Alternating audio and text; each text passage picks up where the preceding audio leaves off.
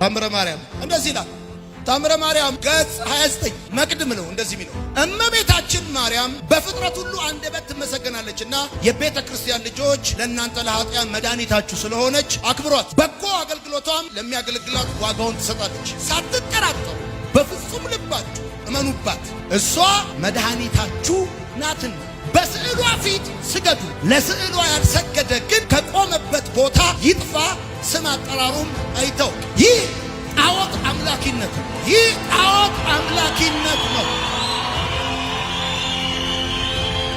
ማርያም ነፍሴ ጌታዬና መድኃኒቴን ታከብረዋለች አለች እንጂ በየትኛውም የመጽሐፍ ቅዱሳችን ክፍል የእግዚአብሔር ቃል ማርያምን መድኃኒት ብሎ ሲያስተምር አንመለከትም። የእግዚአብሔር ቃል እንደ እግዚአብሔር ቃልነቱ ከዘፍጥረት እስከ ዮሐንስ ራእይ እርስ በርሱ አይጋጭም። የእግዚአብሔር ቃል ዘፍጥረት ላይ የገነባውን ራእይ ላይ አያፈርስም። ዘዳግም ላይ የተናገረውን ማቴዎስ ላይ አይክደውም። የእግዚአብሔር ቃል በመንፈስ ቅዱስ ምሪት የተጻፈ ስለሆነ አንድ ቦታ እውነት የሆነ ሌላ ቦታ ውሸት አይሆን፣ አንድ ቦታ ትክክል የሆነ ሌላ ቦታ ስህተት አይሆን። በፈጣሪ ፋንታ ተፈጣሪ ማምለክ ጣዖት አምላኪነት ነው።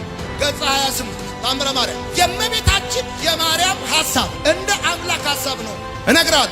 በፈጣሪ ፋንታ የተፈጠረን ማምለክ ጣዖት አምላኪነት ነው። ማርያምን ማምለክ ጣዖት አምላኪነት ነው። ገብርኤልን መላእክትን ማምለክ ጣዖት አምላኪነት ነው። መርቆሪዎስን ማምለክ ጣዖት አምላኪነት ነው።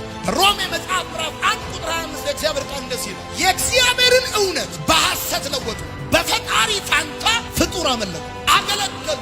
የእግዚአብሔርን እውነት በሐሰት ለወጡ፣ በፈጣሪ ፋንታ ፍጡር አመለኩ። በፈጣሪ ፋንታ ፍጡር ማምለክ ጣዖት አምላኪነት ነው። ሁሉ በእርሱ ሆነ የሚለውን ቃል ይዛችሁ እርግጠኛ የምትሆኑበት ጉዳይ አንድ ጉዳይ ነው። እሱ ፈጣሪ እንጂ ተፈጣሪ አይደለም። እሱ ፈጣሪ እንጂ ተፈጣሪ ስላልሆነ አምልኮ ዲሰርቭ ያደርጋል። ግን እያልኳቸው ያለሁት ነገር መሰላችሁ፣ አንዱ ኢትዮጵያን ጨለማ ውስጥና ድንቁርና ውስጥ ወደ ኋላ ቀርነት ላይ የከተ